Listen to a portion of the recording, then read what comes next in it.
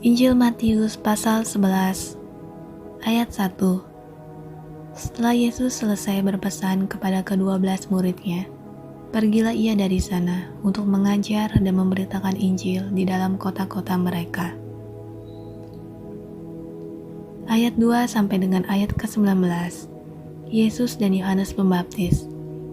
Di dalam penjara, Yohanes mendengar tentang pekerjaan Kristus, lalu menyuruh murid-muridnya bertanya kepadanya, "Engkaukah yang akan datang itu, atau haruskah kami menantikan orang lain?" Yesus menjawab mereka, "Pergilah dan katakanlah kepada Yohanes apa yang kamu dengar dan kamu lihat. Orang buta melihat, orang lumpuh berjalan, orang kusta menjadi tahir, orang tuli mendengar, orang mati dibangkitkan, dan kepada orang miskin diberitakan kabar baik. Dan berbahagialah orang yang tidak menjadi kecewa dan menolak aku."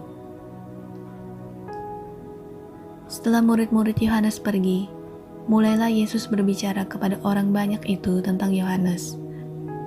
"Untuk apakah kamu pergi ke padang gurun, melihat bulu yang digoyangkan angin kian kemari? Atau untuk apakah kamu pergi, melihat orang yang berpakaian halus? Orang yang berpakaian halus itu tempatnya di istana raja.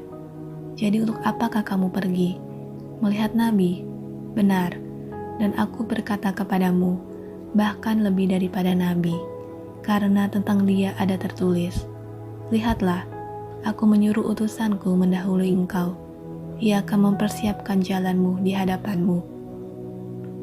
Aku berkata kepadamu, sesungguhnya di antara mereka yang dilahirkan oleh perempuan, tidak pernah tampil seorang yang lebih besar daripada Yohanes Pembaptis.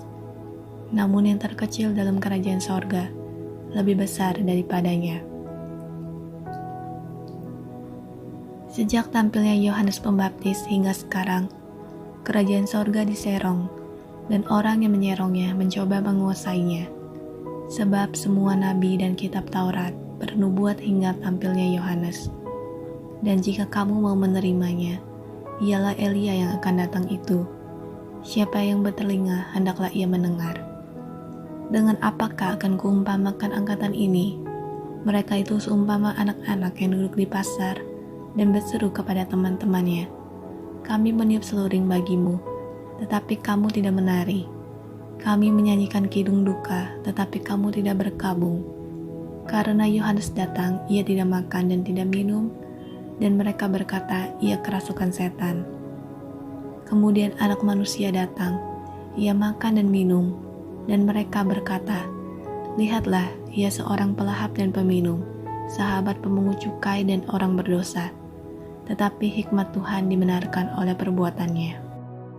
Ayat 20 sampai dengan ayat ke-24, Yesus mengecam beberapa kota. Lalu Yesus mulai mengecam kota-kota yang tidak bertobat, sekalipun di situ ia paling banyak melakukan mukjizat-mukjizatnya. "Celakalah engkau Korazim, celakalah engkau Betsaida, karena jika di Tirus dan di Sidon terjadi mukjizat-mukjizat yang telah terjadi di tengah-tengah kamu, sudah lama mereka bertobat dan berkabung. Tetapi aku berkata kepadamu, pada hari penghakiman, tanggungan Tirus dan Sidon akan lebih ringan daripada tanggunganmu. Dan engkau Kapernaum, apakah engkau akan dinaikkan sampai ke langit? Tidak, engkau akan diturunkan sampai ke dunia orang mati. Karena jika di Sodom terjadi mukjizat-mukjizat yang telah terjadi di tengah-tengah kamu, kota itu tentu masih berdiri sampai hari ini. Tetapi aku berkata kepadamu, pada hari penghakiman, tanggungan negeri Sodom akan lebih ringan daripada tanggunganmu." Ayat 25 sampai dengan ayat ke-30. Ajakan juru selamat. Pada waktu itu berkatalah Yesus, "Aku bersyukur kepadamu Bapa, Tuhan langit dan bumi, karena semuanya itu engkau sembunyikan bagi orang bijak dan orang pandai, tetapi engkau nyatakan kepada orang kecil. Ya Bapa, itulah yang berkenan kepadamu. Semua telah diserahkan kepadaku oleh Bapakku, dan tidak seorang pun mengenal anak selain Bapa, dan tidak seorang pun mengenal Bapa selain anak, dan orang yang kepadanya anak itu berkenan menyatakannya. Marilah kepadaku, semua yang letih lesu dan beban berat. Aku akan memberi kelegaan kepadamu. Pikulah kuk yang kupasang, dan belajarlah padaku, karena aku lemah lembut dan rendah hati, dan jiwamu akan mendapat ketenangan. Sebab kuk yang kupasang itu enak, dan bebanku pun ringan.